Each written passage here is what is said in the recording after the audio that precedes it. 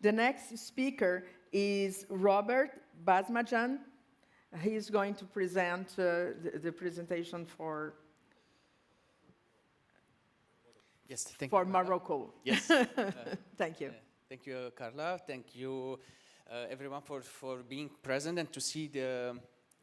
I'm excited to introduce you to Toubkal supercomputer. Toubkal supercomputer, its history is different from all the previous 3 supercomputers' history because this is a privately funded supercomputer. So we didn't get money from the governments. So it was a company, industry, which had its research, and they said, okay, let's build a supercomputer and let's be in the top 100, which we did it in 2020. So let's see the history about it. So I'm Robert Basmadjian. I'm the head of Toubkal supercomputer, and at the same time, I'm associate professor at the College of Computing.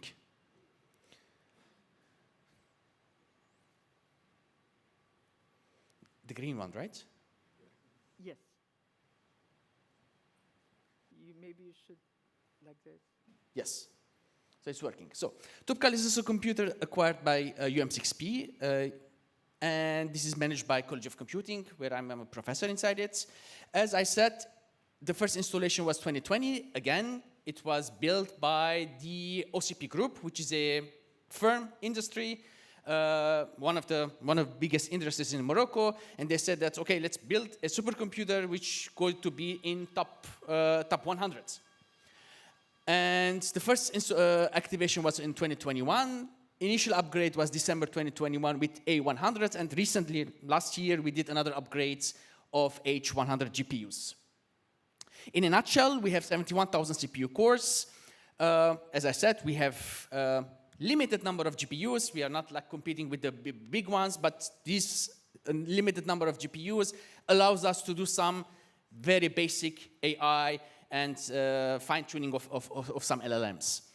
We have servers. Most of our servers have around 200 gigabytes of memory, but we have special servers which goes until 1.5 terabytes. We call this high mem servers. From the storage point of view, we have 8 petabytes, which is becoming, as I'm going to present you the use case, becoming at this limit when we're discussing about some use cases of climate modeling, because climate modelers, they require a lot of, let's say, storage. So far, so good, we're doing fine, but if we continue like this, we need to upgrade our also storage space. What is unique in Toubkal, and I can say that in the worldwide, we have 1 megawatt peak of solar energy. What does this mean? This means that, especially in Morocco, when the sun is shining, it provides Toubkal with 100% of clean and green energy, 100%.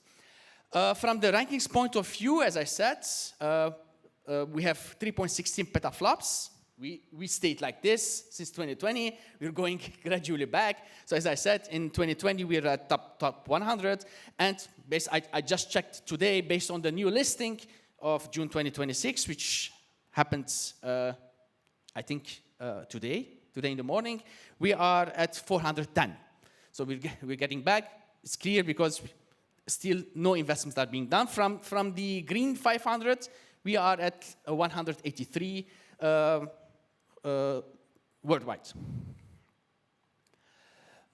Some statistics with respect to the Toubkal, as you can see. So when Toubkal was created, the goal was, let's be in top 100. They did it.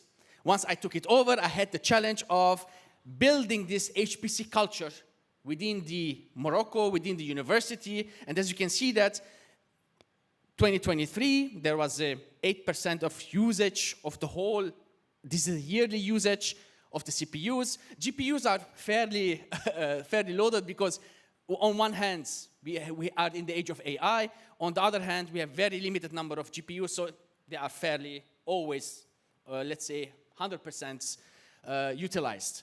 With respect to CPUs, as you can see, at 2024, we start to have a gradual increase, and now 2025, last year, 30%, 35% of the overall CPU utilization, and this has been a hard work of software upgrades, making the system stable, giving workshops, and hooking up researchers to use and to have this HPC culture.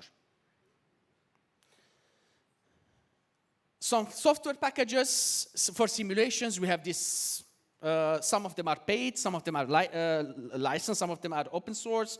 And for the AI, we have these packages installed in the Toubkal. And we keep our software stack up to date so that the users of the HPCs are as happy as possible. So I'm going to present 2 use cases. Again, those use cases, these are not the research of my team nor myself. I picked those impactful, let's say, use cases which has been done, realized within the context of Toubkal. So one is climate modeling, climate science, and we have a team which is known as IWRI, which is International Water Research Institute, and we have several professors, and Professor Fatima Daryoush is the one who is very active in climate modeling. And so I picked some of her, let's say, research results, and I'm presenting it. So what they did here is that started from the global climate models.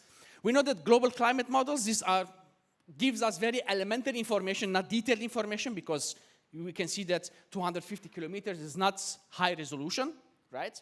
So they started with these models, and they went down to dynamic time scaling to 35 kilometers to until 3 kilometers, and this allows them to have some use cases to define, to predict, using the AI and ML models, to predict, for example, flooding risks, fire in the wilds, crop, agricultural, and all these use cases will be able to study it thanks to their very detailed and downscaled climate models. So if you are interested, I highly encourage you to read her publications, which has been, they have recent publications, 25, 26, in this respect. So what is important from the HPC point of view is the resources were used. So for the LDMS global simulation, this is like for the global climate modeling. In total, they use 14 nodes with total of 500,000 CPU hours. So you can see this is a HPC intensive simulations. And as I informed you, the major drawback was, the challenge here is 300 terabytes of storage. And this is only for this type of simulations. And we know that we're facing similar issues with other teams with the climate modeling. With respect to the regional climate models, you can see that, again, 14 nodes. It's bit smaller in, let's say, in computational required, 140K CPU hours and 16 terabytes of storage.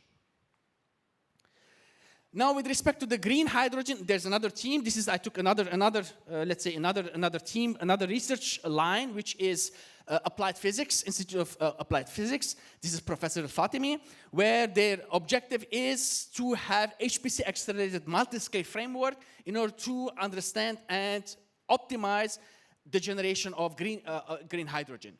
So they have different phases, phase 0 and 1. It's where they have a huge data set, and they add 380 other materials from the literature. Phase 2 is they do the simulations. Phase 3 is they start to build the AI and the convolution neural networks. And then phase 4, it leads to the predictions. Again, this has been done thanks to the resources that we have it in Toubkal. For future collaborations, what we have is that we successfully signed in the GITEX April 2020, this year, 26, first of all, an agreement between the European Union and the Moroccan government. And the idea here is to study the case of creating AI factory in Morocco, and especially in Toubkal.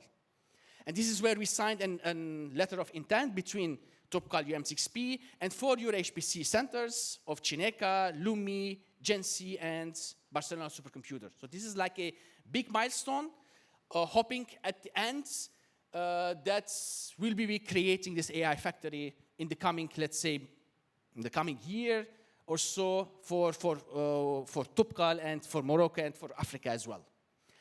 Other future collaborations is between Europe and Africa. What we are doing is that we're currently drafting call for proposal in the field of climate modeling. And this is where Cambridge Research Computing, CRC, is involved, ICTP is involved, and together with UM6P and Toubkal supercomputer. And then we also have some collaborations studying between Toubkal and Shaheen supercomputer in operating and supporting, as well as planning research collaboration on the use of LLMs for HPC support. That's all from my side. I think Yes, no thank you time. very much. Unfortunately, we do not have time for questions now. So if you have questions to Robert Basmadjian, please go ahead and talk to him. So we are going, thank you very much.